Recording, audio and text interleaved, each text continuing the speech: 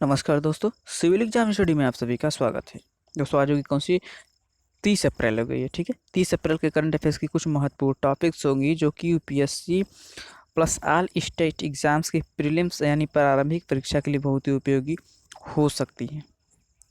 तो friends, daily current affairs की video plus UPSC की प्रीवियस ईयर में आए हुए प्रश्नों को हल करवाया जाता है। साथ में सब्जेक्ट वाइज प्रश्न यानी सब्जेक्ट वाइज वीडियो भी अपलोड की जाती है। तो जो लोग पिछली वीडियो नहीं देखे होंगे सर्च करके देख सकते हैं। तो चलिए देखते हैं 30 अप्रैल के करंट अफेयर्स की पहली टॉपिक क्या है। तो देखते हैं, इसमें दिया है क्या है, राजा रवि वर्मा। ठीक है, क्या है, राजा रवि वर्मा। तो कौन है ये, इनके बारे में देखते हैं कि प्रसिद्ध चित्रकार जो है, प्रसिद्ध भारतीय चित्रकार राजा रवि वर्मा जो कि 1848 से 1906 के बीच में थे, की जयंती 29 अप्रैल को मनाई जाती है। इनकी जयंती कब है, 29 अप्रैल को मनाई जाती है। किसकी, राजा रवि वर्मा की, जो कि क्या थे, एक प्रसिद्ध भारतीय चित्रकार थे जिन्होंने भारतीय चित्रकला में प्रकृतवादी की पश्चिमी संकल्पना तथा हिंदू देवी देवताओं के शास्त्रीय प्रतिनिधित्व के लिए याद किया जाता है इनको। ठीक है, तो इसे देख रहे होंगे, इनका इमेज है, क्या है, रवि वर्मा है जो। ठीक है, तो यही है। तो देखते हैं इनके बारे में। और क्या है कि मुख्य बिंदु क्या है कि त्रावणकोर राजघराने से संबंधित जो है, त्रावणकोर राजघराने से संबंधित राजा रवि वर्मा का जन्म जो 1848 के किलीमन्नूर गांव यानी केरल में हुआ था। केरल का एक किलीमन्नूर गांव था, उसी में इनका जन्म हुआ था। राजा रवि वर्मा का कब हुआ था, 1848 यानी 1848 में। शाही संरक्षण, ठीक है, 14 वर्ष की उम्र में राजा रवि वर्मा को त्रावणकोर के तत्कालीन शासक जो है अयिल्यम तिरुनल, ठीक है, अयिल्यम तिरुनल का संरक्षण मिला। और शाही चित्रकार रामा स्वामी नायडू से जल रंगों का तथा बाद में ब्रिटिश चित्रकार थियोडोर जेनसेन से जो है आयल पेंटिंग का प्रशिक्षण प्राप्त किया। किसने, राजा रवि वर्मा ने।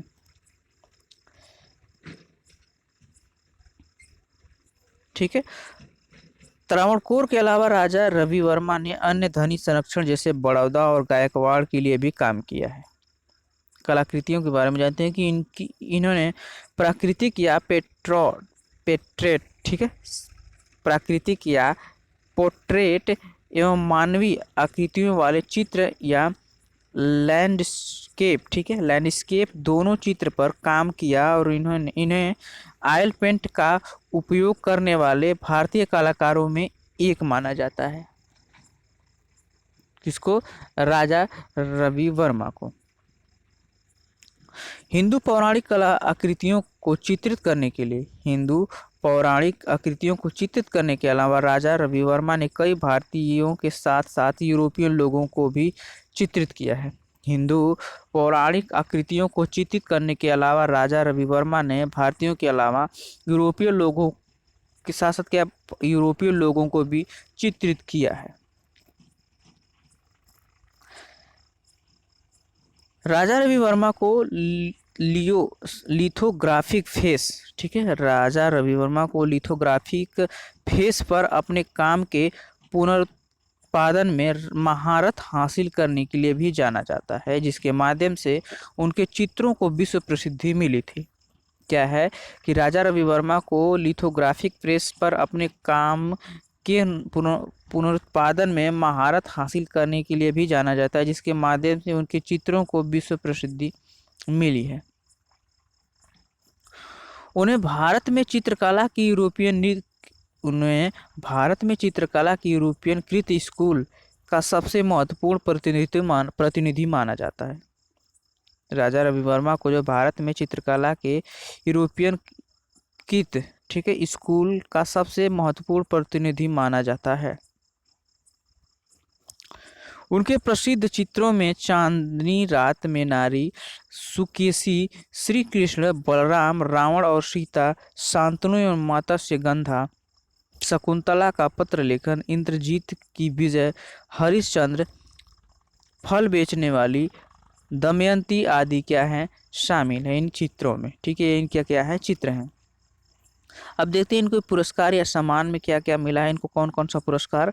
तो क्या है कि इनके द्वारा 1873 में बनाई गई पेंटिंग क्या है, अपने बालों को सजाती हुई नायर स्त्री, ठीक है, इनके द्वारा बनाई गई थी। कौन सी पेंटिंग थी, जो कि एक महिला है अपने बालों को सजाती हुई, इसमें दिखाया गया इनके द्वारा, ने मद्रास प्रेसिडेंसी एवं वियना कला सम्मेलन में प्रस्तुत किए जाने पर प्रथम पुरस्कार जीता था इन्होंने। वर्ष 1904 में सरकार की ओर से, वर्ष 1904 में इनको जो ब्रिटिश सरकार की ओर से वायसराय लॉर्ड कर्जन, जिसने क्या किया था, बंगाल के विभाजन का प्रस्ताव रखा था, उसके द्वारा ने राजा रवि वर्मा को कैसर ए हिंद गोल्ड मेडल से सम्मानित किया था। ठीक है, 1904 में ब्रिटिश सरकार की ओर से, जिसमें कौन थे, लॉर्ड वायसराय लॉर्ड कौन थे, कर्जन थे, ने भारत के जो है जॉन जो लॉर्ड कर्जन थे उस समय, और राजा रवि वर्मा को कैसर ए हिंद गोल्ड मेडल से सम्मानित किया था। राजा रवि वर्मा के सम्मान में वर्ष 2013 में बुध ग्रह पर एक क्रेटर यानी गड्ढा उनके नाम से नामित किया गया था। राजा रवि वर्मा के नाम से जो है वर्ष 2013 में उनके सम्मान में बुध ग्रह पर एक जो क्रेटर यानी गड्ढा था, उनके नाम से उनको उसका नाम दिया गया। अगला टॉपिक है कि दक्षिण एशिया मौसमी जलवायु आउटलुक फोरम। ठीक है, यानी south Asia sessional climate outlook forum, यानी एशिया दक्षिण एशिया मौसमी जलवायु आउटलुक फोरम। तो जानते हैं इसके बारे में कि 23 अप्रैल 2020 को दक्षिण एशिया मौसमी जलवायु आउटलुक फोरम यानी south Asia sessional climate outlook forum यानी CASCOF ने दक्षिण एशिया में आगामी दक्षिण पश्चिम मानसून के दौरान सामान्य बारिश होने की उम्मीद जताई है। क्या जताई है इसने, दक्षिण एशियाई मौसमी जलवायु आउटलुक फोरम ने क्या किया है कि दक्षिण एशिया में आगामी दक्षिण पश्चिम मानसून के दौरान सामान्य बारिश होने की उम्मीद जताई है। मुख्य बिंदु देखते हैं कि CASCOF अफगानिस्तान, पाकिस्तान, भारत, नेपाल, बांग्लादेश, श्रीलंका, भूटान, म्यांमार सहित दक्षिण एशियाई देशों के मौसम विज्ञापनों एवं हाइड्रोलॉजिकल विशेषज्ञों का एक संघ है। किस किन देशों का यह संघ है, तो अफगानिस्तान, पाकिस्तान, भारत, नेपाल, बांग्लादेश, श्रीलंका, भूटान, म्यांमार सहित क्या दक्षिण एशियाई देशों में मौसम विज्ञानियों एवं हाइड्रोलॉजिकल विशेषज्ञों का क्या एक संघ है।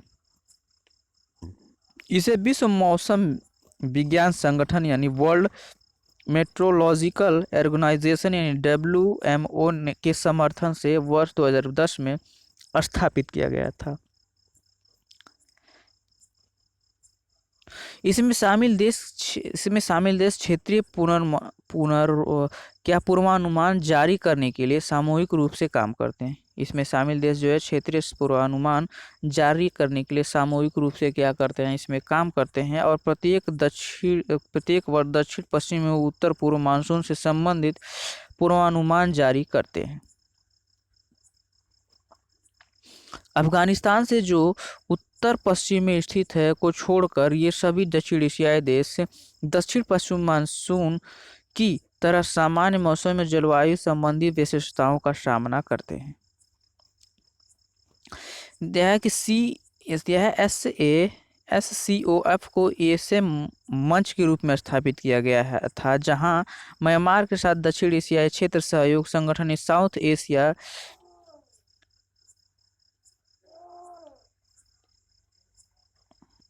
ठीक है, यह south Asia association of regional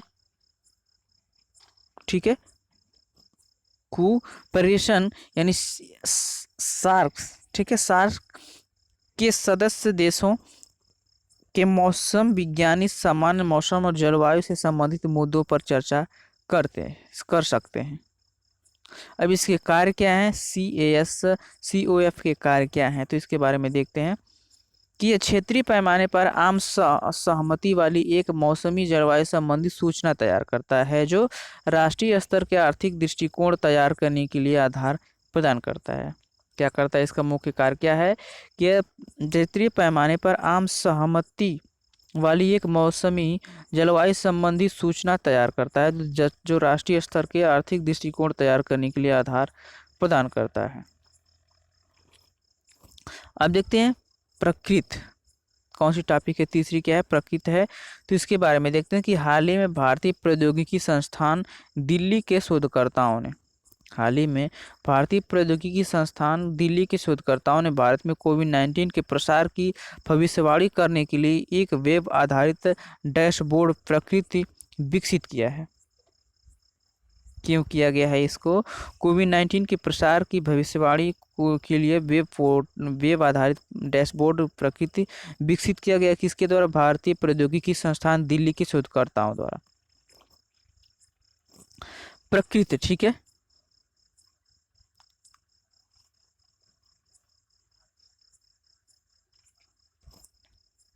तो प्रकृति का जो पूर्ण रूप है तो prediction and assessment of corona, ठीक है, corona infection and transmission in India है इसका पूरा रूप, यानी फुल फॉर्म। इसका मुख्य बिंदु है कि यह वेब आधारित डैशबोर्ड भारत में 3 सप्ताह की अवधि तक कोविड-19 मामलों की राज्य एवं जिलेवार विस्तृत भविष्यवाणी प्रदान करता है। यह वेब आधारित डैशबोर्ड जो है भारत में 3 सप्ताह की अवधि तक कोविड-19 मामलों की राज्य एवं जिलेवार विस्तृत भविष्यवाणी क्या करता है, भविष्यवाणियां प्रदान करता है।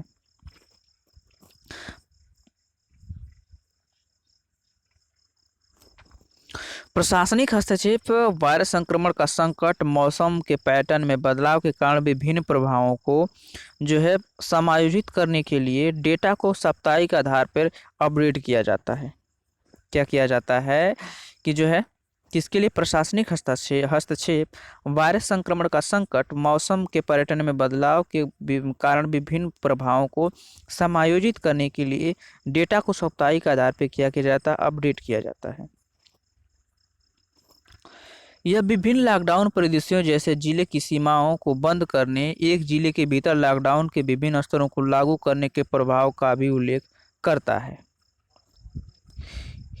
इसमें कोविड-19 के मद्देनजर जिला राज्य की सीमाओं में लोगों की आवाजाही का प्रभाव भी शामिल किया गया है।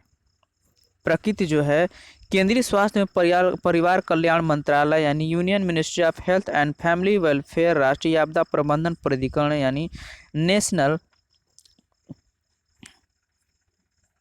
नेशनल डिजास्टर मैनेजमेंट अथॉरिटी यानी NDMA और विश्व स्वास्थ्य संगठन वर्ल्ड हेल्थ ऑर्गेनाइजेशन WHO के से उपलब्ध आंकड़ों के आधार पर प्रत्येक जिले एवं राज्य के RO परिमाणों यानी RO वैल्यू को क्या करता है? प्रदान करता है।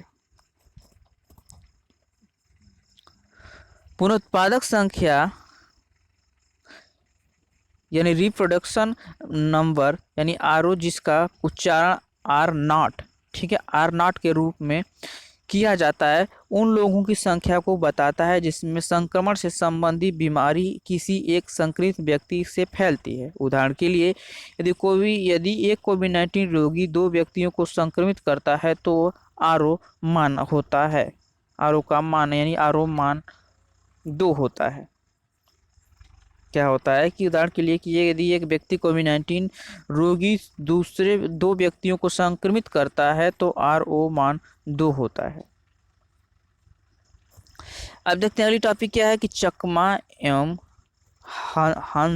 हाजोंग, ठीक है, चकमा एवं हाजोंग। तो क्या है ये टॉपिक? तो जानते हैं इसके बारे में कि हाल ही में जो है अधिकार एवं जोखिम विश्लेषण समूह यानी rights and risk analysis group ने अरुणाचल प्रदेश में चकमा एवं हाजोंग समुदाय हेतु भोजन सुनिश्चित कराने के लिए भारतीय प्रधानमंत्री के हस्तक्षेप की मांग की है। मुख्य बिंदु देखते हैं इसके बारे में कि चकमा एवं जोहांग समुदायों को कथित तौर पर कोविड-19 महामारी के मद्देनजर केंद्र सरकार द्वारा घोषित कोविड-19 आर्थिक राहत पैकेज में शामिल नहीं किया गया है। चकमा एवं हाजोंग समुदाय को कथित तौर पर कोविड-19 महामारी के मद्देनजर केंद्र सरकार द्वारा घोषित कोविड-19 आर्थिक राहत पैकेज में शामिल नहीं किया गया है। चूंकि दोनों समुदाय के सदस्य कानूनी रूप से भारत के नागरिक बन गए, इसलिए भोजन से वंचित करना संविधान के अनुच्छेद 21 का उल्लंघन है। चूंकि दोनों समुदायों के सदस्य कानूनी रूप से भारत के नागरिक बन गए, इसलिए भोजन से वंचित करना संविधान के अनुच्छेद 21 का उल्लंघन है। चकमा एवं हाजोंग, ठीक है, तो ये क्या है, निर्जातीय लोग हैं जो चटगांव पहाड़ी इलाके में रहते हैं, जिनका अधिकांश भाग बांग्लादेश में स्थित है। ये निर्जातीय लोग जो चटगांव पहाड़ी इलाके में रहते हैं, जिनका अधिकांश भाग कहाँ पे, बांग्लादेश में रहता है। चकमा मुख्य रूप से बौद्ध हैं। चकमा जो है बौद्ध रूप से बौद्ध हैं, जबकि जोहांग लोगों का संबंध हिंदू धर्म से है। यह मुख्य रूप से पूर्वोत्तर भारत, पश्चिम बंगाल, बांग्लादेश और म्यांमार में निवास करते हैं। चकमा एवं हाजोंग शरणार्थी मूलतः पूर्वी पाकिस्तान के चटगांव हिल ट्रैक्ट्स, ठीक है। चकमा एवं हाजोंग शरणार्थी मूलतः जो है पूर्वी पाकिस्तान के चटगांव हिल ट्रैक्ट्स के निवासी जो है थे, किंतु बांग्लादेश में कर्णाफुली नदी पर बनाए गए कटपाई बांध, ठीक है, किंतु जो है बांग्लादेश में कर्णाफुली नदी पर बनाए गए कटपाई बांध के कारण जब वर्ष 1960 में उनका क्षेत्र जलमग्न हो गया, तब क्या हुआ, क्षेत्र जलमग्न हो गया तथा बांग्लादेश में धार्मिक उत्पीड़न का सामना करने के कारण उन्हें इन दोनों समुदायों ने असम की कौन सी लुसाई पहाड़ी, जिसे अब मिजोरम कहा जाता है, के माध्यम से भारत में प्रवेश किया। इसके पश्चात भारत सरकार द्वारा अधिकांश शरणार्थियों को उत्तर पूर्वी सीमांत एजेंसी, यानी जिसे अब अरुणाचल प्रदेश कहा जाता है, में बनाए गए राज शिविरों में भेज दिया गया। वर्ष 2015 में सर्वोच्च न्यायालय ने भारत सरकार को, ठीक है, सर्वोच्च न्यायालय ने क्या है, भारत सरकार को अरुणाचल प्रदेश में रह रहे अधिकांश चकमा हाजोंग शरणार्थियों को नागरिकता प्रदान करने का आदेश दे दिया था। कब दिया गया था? 2015 में ही।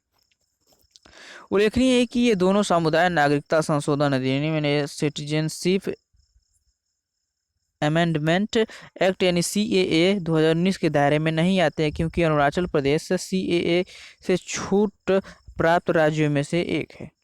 वर्तमान में चकमा हाजोंग नागरिकता अधिनियम की धारा 3(1) के अनुसार जन्म के से नागरिक हैं और इनके पास भारत के नागरिक के रूप में वोट देने का अधिकार भी है। इन्हें वर्ष 2004 में मतदान का अधिकार दिया गया था। इनको जो है वर्ष 2004 में ही क्या कर दिया गया था, मत देने का अधिकार दे दिया गया था।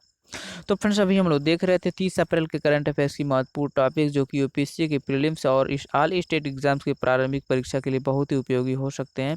तो डेली करंट अफेयर्स की वीडियो अपलोड की जाती है, साथ में यूपीएससी के प्रीवियस ईयर में आए हुए प्रश्नों को भी अपलोड किया जाता है। तो जो लोग पिछली वीडियो नहीं देखे उनको सर्च करके देख सकते हैं, पूरी प्लेलिस्ट बना रखी है और साथ में सब्जेक्ट वाइज वीडियो को भी अपलोड किया जाता है।